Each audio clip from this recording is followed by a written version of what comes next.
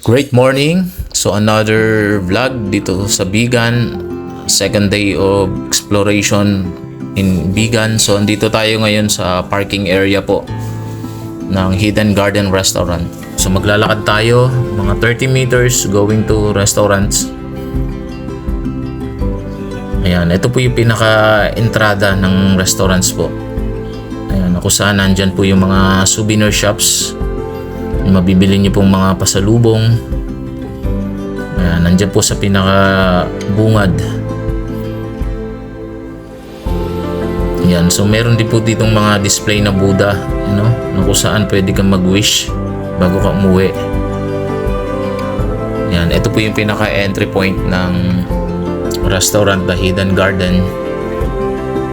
So dito po makikita nyo po na napakaraming mga collection ng owners ng establishment na ito, ng restaurant na to. Yan yung mga pictures ng mga persons na bumisita rito. Yan, meron din silang collection ng mga different rocks na galing sa bulkan. Ayan, yung mga jars.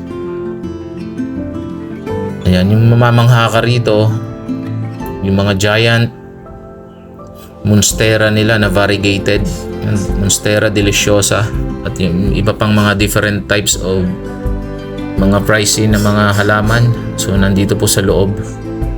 Yan, sama lang po kayo guys para ating libutin ang loob ng Hidden Garden Restaurants, na kung saan mayroong museum ng mga collection nila ng mga gamit, at the same time collection ng mga halaman. So may kita po rin nyo dito sa loob.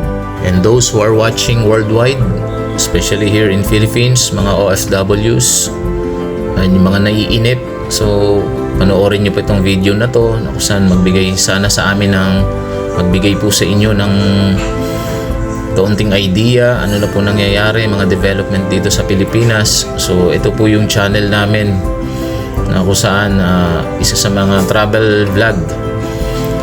So huwag nyo pong kalimutan na mag-like. Huwag nyo rin pong kakalimutan na i-subscribe kung nagustuhan nyo po ang aming inihandang video sa inyo.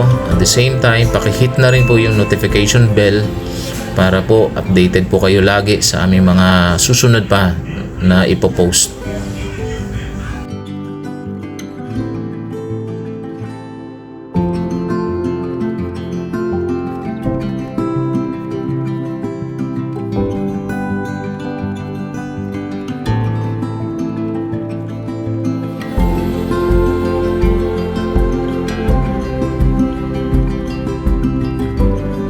Ayan, so isa na rin to sa pagkakataon sa mga plantito at mga plantitas na mahilig po magtanim. Ayan, meron po rito mga binebentang mga rare plants, especially yung mga bihira po natin makita. Ayan, isa sa mga nagustuhan ko rito yung mga variegated monstera nila, yung mga babies na pwede nyo pong bilhin at palakihin. Yan yung mga bonsai. Napakaraming bonsai po rito, pambihira. Makikita nyo po rito yung mga collection nila.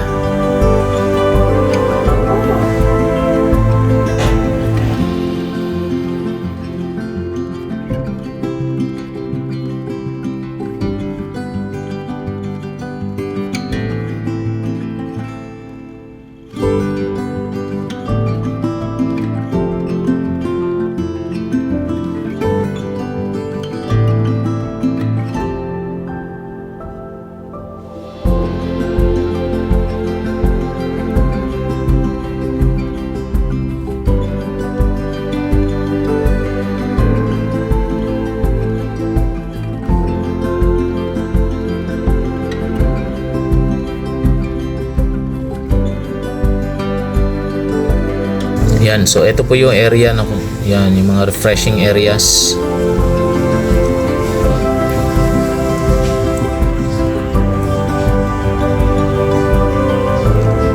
Yan, napakaraming variety po ng mga halaman, especially sa mga mahilig magtanim. Yan, mga plantitas dyan.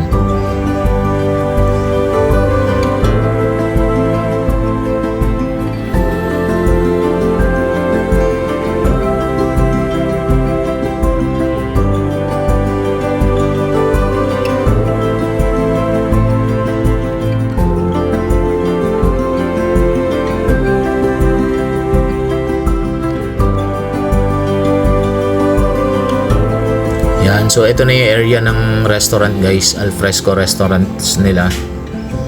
Ayan, so ito yung may bar sila, bar area. So dito may nagla-live po rito na kumakanta kahit tanghaling tapat. So ito yung mga in-order namin, no? Vegan bagnet, sisig, sinanglaw. Ayan, so ito yung mga dapat yung tikman dito sa vegan sa loob ng Hidden Garden Restaurant. Ayan, so ito yung mga collection ng owner na kung saan naka-display. Ayan. Ayan, ito po yung refreshing areas.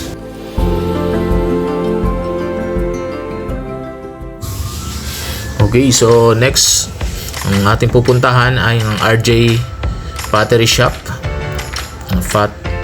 Pottery Factory. So malapit lang po ito dito sa Hidden Garden Restaurants. So ito po para ma-experience nyo po na bumuo, no? Gumawa ng isang paso or ng jar gamit po ang clay. So pwede nyo po ito actual na magawa rito sa loob.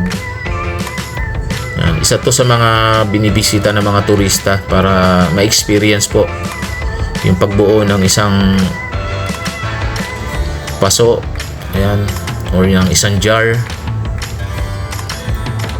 Ayan, pag nabuo nyo siya sa halagang 150 pesos, pwede nyo siya iuwi, no? And then sa nagtuturo naman, so any amount pwede nyong nasa inyo, no? Magbigay kayo ng tip.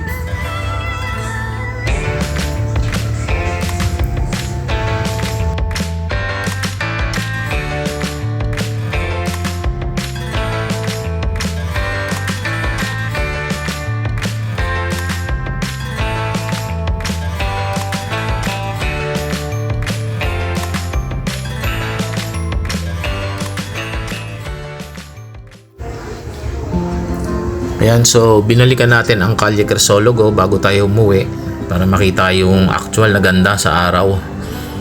Kasi nung nakaraan sa gabi kami bumisita rito na napakaraming tao.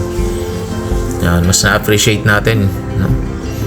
Yung ganda ng mga buildings, mga structures na nakatayo rito na kung saan almost faded na po, no? Talagang pero still standing pa rin, no?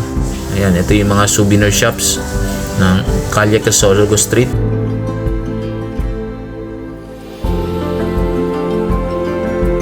Ayan, mas kukonti ang tao, mas maganda magpicture, hindi crowded.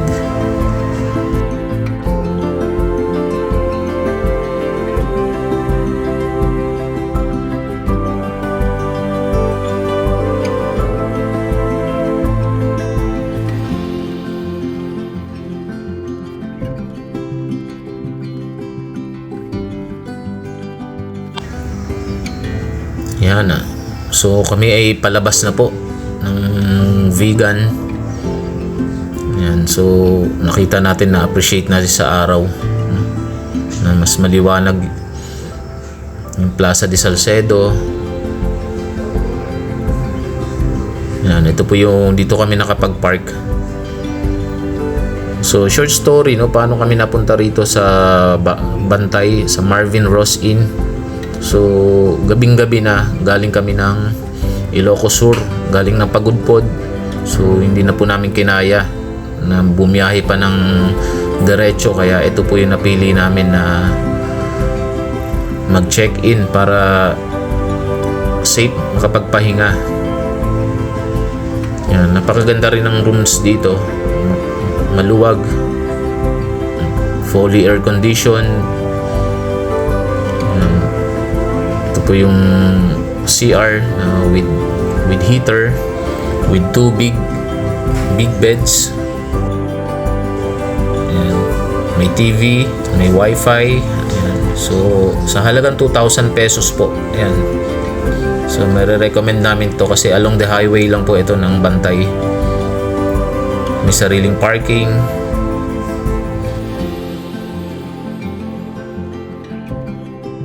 So ito naman po ang isa sa mga pinupuntahan dito na bago umuwi, yung The Marcia's Delicacies, para bumili ng mga pasalubong.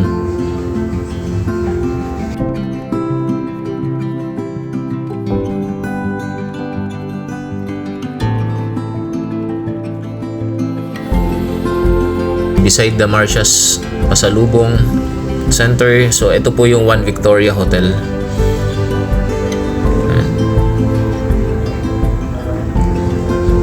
Ayan, so kami po aalis na from Bigan pa uwi. So ito po yung nadaanan namin.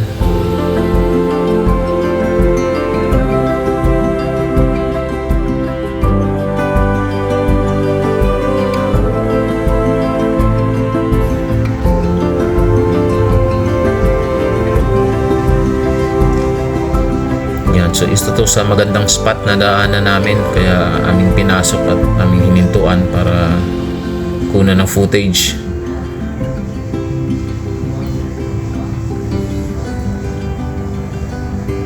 And along the way dito sa Santa Maria, napakaganda po ng sunset, bibihira po yung ganto. And then ito po yung Candon City Pasalubong Center.